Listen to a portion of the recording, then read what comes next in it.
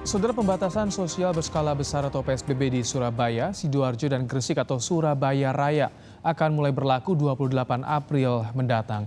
Gubernur Jawa Timur Kofifa Indar Parawansa menyatakan jika ketiga daerah yakni Kabupaten Gresik, Kabupaten Sidoarjo, dan Kota Surabaya memperlakukan peraturan yang sama akan terjadi sinkronisasi atau keselarasan dalam melaksanakan PSBB. Hal ini akan sangat menentukan efektivitas PSBB di Surabaya Raya.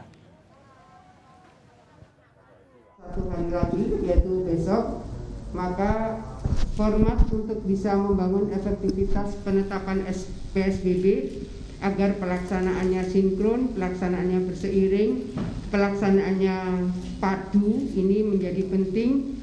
Kalau misalnya 3 area ini PSBB, kalau satu misalnya memberlakukan jam malam, ya ketiganya mestinya juga melakukan hal yang sama.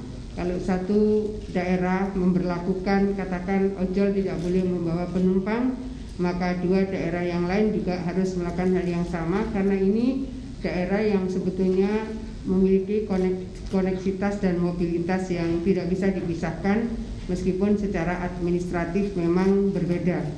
Oleh karena itu, sinkronisasi dan keselarasan keterpaduan dari 3 daerah ini menjadi sangat menentukan efektivitas pelaksanaan PSBB di 3 daerah ini.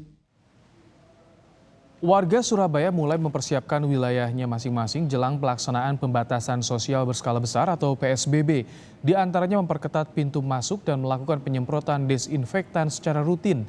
Salah satunya warga Kelurahan Baratajaya, Kota Surabaya. Pemberlakuan PSBB di Kota Surabaya akan dimulai pada hari Selasa lusa atau 28 April mendatang. Informasi terkini dari kesiapan PSBB di Surabaya Raya akan disampaikan oleh jurnalis Kompas TV Sinta Maulidia. Sinta, apa yang menjadi poin penting perhatian Gubernur Jawa Timur dan apa beda PSBB di Surabaya Raya dibanding dengan daerah-daerah lain? Ya, Fristian dan juga saudara, setelah beberapa hari yang lalu Gubernur Jawa Timur Kofifa Indar Parawansa ini mengadakan rapat dengan 3 kepala daerah zona merah yang akan menerapkan PSBB, yakni Surabaya, kemudian juga Kabupaten Sidoarjo dan Kabupaten Gresik, untuk menyelaraskan agar peraturan ini berseiring dan juga efektif begitu dalam penerapan PSBB yang akan dilaksanakan Selasa depan atau Selasa esok. Memang ada beberapa hal yang menjadi poin penting yang ditekankan oleh Kofifa Indar Parawansa, karena saat ini pun juga tengah berlangsung tepatnya di ruangan di belakang saya ini, yakni konferensi pers yang digelar oleh Gubernur Jawa Timur bersama dengan Kapolda Jawa Timur dan juga Pangdam 5 Brawijaya terkait dengan seperti apa nantinya penerapan pola PSBB, karena hari ini merupakan hari kedua sosialisasi dari penerapan PSBB yang nantinya rencananya akan dilaksanakan pada Selasa esok, dan semuanya memang sudah tertuang dalam peraturan Gubernur Jawa Timur nomor 18 tahun 2020 yang berisi sekitar ada 33 pasal.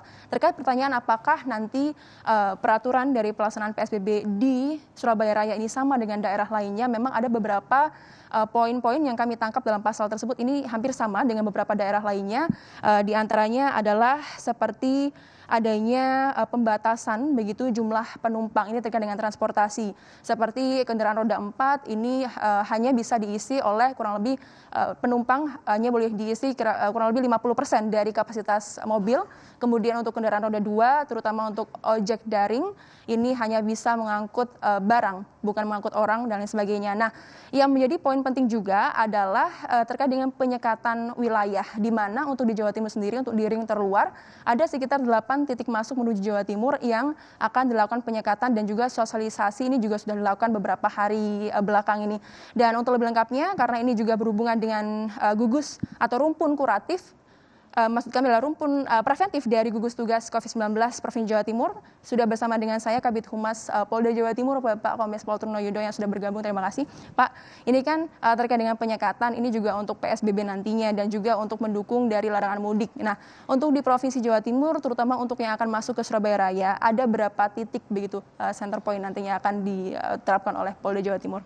Baik, kami jelaskan. Terima kasih. Polda Jawa Timur adalah bagian daripada gugus tugas di mana Bapak Kapolda Jawa Timur Irjen Poluki Hermawan juga selaku wakil ketua dari gugus tugas yang diketuai oleh Ibu Gubernur.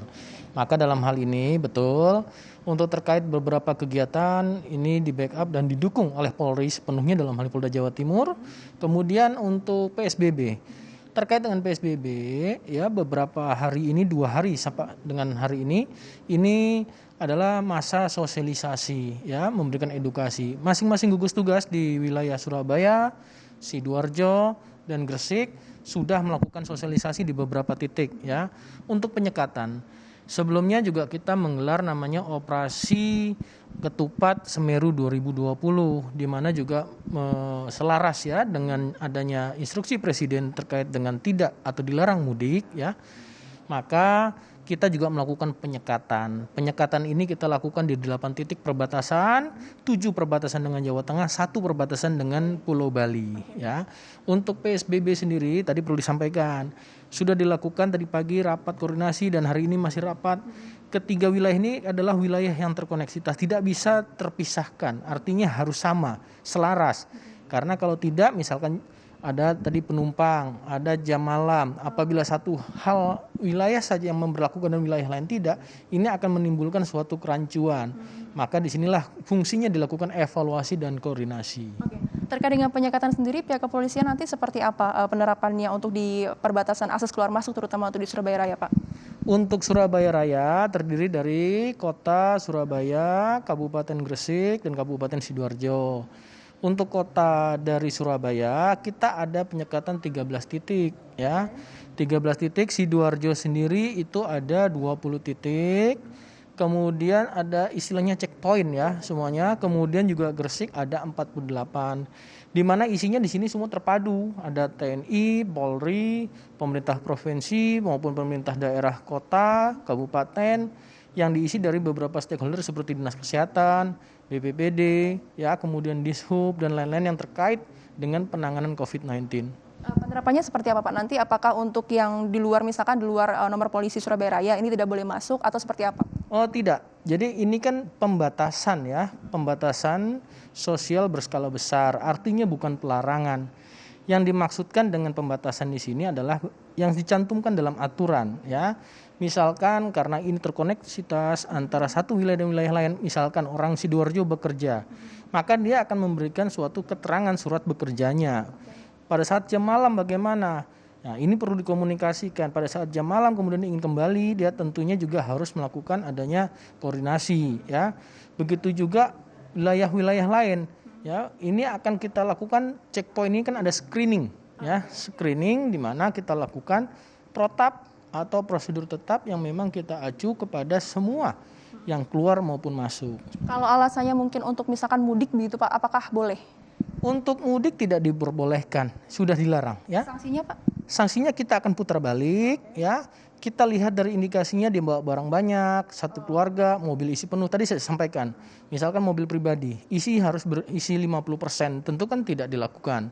Kalau mudik kita bisa lihat satu keluarga penuh, atau angkutan umum. Angkutan umum juga kita bisa lihat, ya. Beberapa hari ini saja kita sudah ribuan, hampir 1.817 untuk hari ini kita kembalikan di wilayah Jawa Tengah. Pak, ini terkait dengan tadi sempat menyebut jam malam, begitu. Berarti artinya di Surabaya Raya ini akan ada penerapan jam malam juga untuk PSBB? Iya, benar sekali. Ada jam malam, tentu ini masih dalam teknis untuk dikoordinasikan terus, ya. Terkait jam malam, sehabis atau setelah tarawih orang tidak diperbolehkan atau tidak diperkenan untuk keluar kembali. Bagaimana teknisnya dan sanksinya, tentu ini harus perlu diedukasikan lagi dan disosialisasikan oleh masyarakat. Ya, nanti semua ini harus dipatuhi. Kuncinya adalah partisipasi masyarakat untuk mematuhi segala sesuatu ini. PSBB dilakukan adalah pembatasan bukan pelarangan, dan ini dalam rangka menurunkan, ya, baik itu ODP, PDP, dan ODR dan semuanya. Baik, terima kasih banyak Kabid Humas Polda Jawa Timur, Kombes Pol Truno Yudo yang sudah bergabung dengan kami. Saudara, tadilah wawancara dengan Kabid Humas Polda Jawa Timur, ya, ini anggota juga dari Rumpun Preventif Gugus Tugas COVID-19 di Jawa Timur, dan memang saat ini semuanya terus berkoordinasi dari pemerintah Provinsi Jawa Timur dengan Kapolda Jawa Timur, Pangdam 5 Brawijaya, semua pihak atau stakeholder ini kemudian berusaha untuk menyelaraskan begitu agar peraturannya ini semuanya beriringan, agar efektif juga untuk menekan mobilitas masyarakat untuk memutus dari penyebaran virus corona baru atau COVID-19. Christian. Baik, terima kasih. Jurnalis Kompas TV Sinta Mauludi yang melaporkan langsung dari Surabaya, Jawa Timur.